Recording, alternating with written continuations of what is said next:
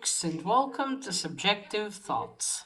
And our comic for today is Usagi Yojimbo, Ice and Snow, issue 4 by Dark Horse. Now, there is fighting and killing in this one, so if you are in any way squeamish, you have been warned. Also, spoilers. Alright, here is the team.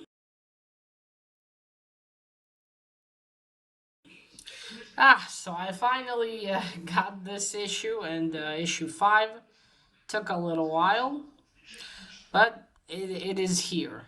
Then number 5 as well. But I do remember what happened in the last one. Jai has just arrived with his gang and his niece, uh, Kayoku, this little girl, to where Usagi and Yukichi were in the Yoko Ona's hut. So this issue starts with well, they're going to the towards the hut. Jai is like, finally, I'm going to kill Usagi. Now, along the way, the goons talk amongst themselves, complaining how tired they are. Well, they have been walking all night essentially and had no food. Yes, they arrive inside, and Usagi and Yukichi are not there. They have already moved on. So they, of course, begin to follow them. I mean, they also move forward. We go over to Yukichi and Usagi. Usagi has lost his straw coat or straw cape while fighting the Yoko Onna in issue 1. So all he has is like a thin sleeping mat. But as they're going, they suddenly hear the music of they hear a flute playing. Sorry, which Kayoko is the one playing, and Yukichi said, "Oh, that sounds familiar. It sounds like that a little girl I told you about that I met. Her name was," and then Usagi says Kayuki. So they both know her, but Yukichi doesn't know Jai. Oh, I know. He says about the little girl, and then Yukichi tells him she was looking for her uncle, and then Usagi says the name of the uncle, Jai, and Yukichi's like, yes, and then Usagi panics and quick, they must not catch up to us. But then we move to Jai and the rest, and of course they are catching up to them. They're almost there. As they're about to reach them, 3 of the goons complain, and well, Jai as always kills them. This is why he probably can't get any help. They say one thing he doesn't like, and he just fucking kills them. Suppose he can't really get good help these days, but still. So of course the rest don't complain. They start running after, after Usagi and Yukichi. But as Usagi and Yukichi run, there's a river in front of them. It is frozen, but there is a chance that the ice could break and they'll fall. So Yukichi's like, what do we do? Do we stay here and fight them, or do we move on? And Usagi says we have an advantage, as they have these like special snow boots they've acquired in a different story. So they start going on the ice. The goons follow them, about to start attacking. But one of them, the ice breaks, and that's it, because it's a river. Jeez, sorry. Because it's a river, he gets swept by the river, and he's gone. Jai yells at them, the one on the left, Usagi is mine, kill the other one, you can have all the gold you want. That's like the gang's motivation. They want the gold that Usagi and Yukichi have. So the fight begins. Obviously, Kyoko stays behind. Usagi is fighting Jai. Jai wants to kill him, and then he'll become one of the gods, although honestly he looks way more like a fucking demon and sure as hell acts like one. Not to mention the way he kills. Holy shit. Yokichi is fighting the rest of the goons on his own, but they are tired, so that somewhat helps him, I'm sure. It's more focused on the battle between Jai and Usagi. At one point, Jai knocks Usagi's katana out of his hand. Usagi goes to reach for it. Jai goes after him, and the ice breaks, and they both fall in. Yokichi says, Usagi. He quickly abandoned. Well, the goons are practically dead or trying to run off. One of them also fell into the ice, but his friends saved him. His friends managed to get him out, and they're taking him away. Yukichi quickly hurries to Usagi, grabs his paw, tries to pull him out, but then Jai also appears from the water. And, obviously still trying to kill Usagi. They keep scuffling, fighting, I mean. Usagi tries to knock him off of him, but Jai's like, no, I'm not leaving. I'm going to kill you this time. Until finally Usagi manages to kick him off, to kick Jai off of him. Sorry, I'm a little bit sick. Manages to kick Jai off of him. Jai falls down into the river. Again, also gets swept by the river. Usagi himself manages to get out of the river. Then later, also we see how Jai gets swept. I wonder if he's still alive. I bet you he is. Then later we see Usagi and Yukichi. They're sitting by a fire. They're also lower on the mountains now, so it's a little less cold. But they're sitting there. Usagi is wearing Yukichi's straw cape while his clothes dry. And then he said, Yukichi said, you think he's dead? And Usagi doubts it.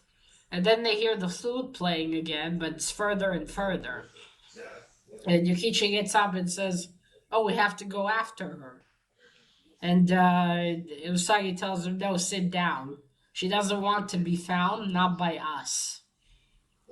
And then, I assume in the morning, we see them continuing to go until they finally come across the village. And that's it. That's where it ends.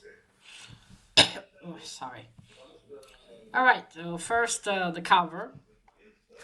I accidentally, there was a mishap and I got cover B. Usually I get the A. But this is really nice. I really do love purple.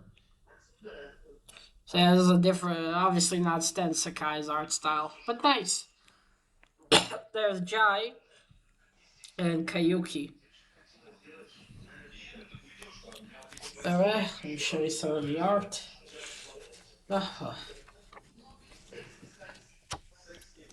there we go. There's old Jai. Look at this creepy fucker.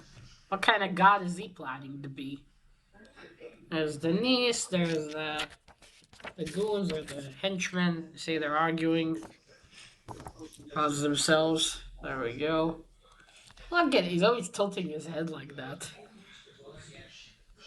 And saying, oh, you want to tell the boss that you want to rest and dig for potatoes? Alright, so the art is as always. Which I really like. I was a little bit bummed that I didn't get the Stan Sakai cover, but it's all the same inside in the end. Alright, so this didn't go how I thought it would. I thought that the last two issues, issue 4 and 5, would be like they would split the fight in two. Sorry. That the fight would conclude in issue 5, and that would be the end. But no, the fight concluded in this one. So now I wonder how the story will wrap up. Jai, at least for now, has been defeated. So where's the, what are they going to have to face next in the village they've reached? I'm very curious. Yeah, I guess I'll see. Oh, there's also editing mistake in here. Now, way back, like I said in issue one, Usagi loses his cape while fighting the Yoko Ono. Yeah, or Yuki Onna, the snow demon lady. Because it catches on fire and he throws it at her. And as they're running away from Jai and this gang, he doesn't have it. But then there's two panels where for some reason he's wearing it. Just two panels. I'm like, what the fuck? What was it? Does this not have? Did this not have an editor? Did Mr. Sakai just draw it, color it already, and they're like, fuck it, just leave it in? It's just so jarring because he doesn't have it throughout most of the comic, and then suddenly it's just what no one noticed this. I'm starting to think editors nowadays don't actually sit to edit. They just briefly glance at the issue, make sure it doesn't look too fucked up or too out of order. Like, yeah, it's okay. Stamp on and send it to print. I don't know. I guess I can kind of excuse it if it's maybe an indie or someone doing a comic himself or herself, but come on. This is Dark Horse. Like, quite well established. What happened? How did someone miss this? It's not like some kind of tiny detail somewhere. It's quite well seen. Yeah, so there was that. But suppose it's not that major, but still, you expect, an editor to see this shit and actually make sure to correct it. Yeah, so there was that. The fight with Jai was really cool. And there was mentions of previous stories because the Usagi universe it has it's like its continuity. So stuff happened in the previous stories that are mentioned later. So Yukichi met Kaiko. Sorry, Kaiko. I wonder who Kaiko is. Is Jai actually her uncle? Why did Usagi say she didn't want to be found? Is she following her uncle everywhere? Oh, and also confirmed she's a little girl, not a teenager like I thought. So interesting. Is she all on her own? Is Jai her only family? Is she just gonna go now and try to find him again? Was Jai always a demon? I have many questions. Hope. Well, hopefully in the future I'll get some trades of Usagi. Maybe then I can learn some of this stuff. But yeah, so overall, cool fight scene, a lot of action, some killing. Jai has been kicked off. Now it's just left to be seen how it wraps up since it didn't go as I thought it would. But I'm definitely very interested to see.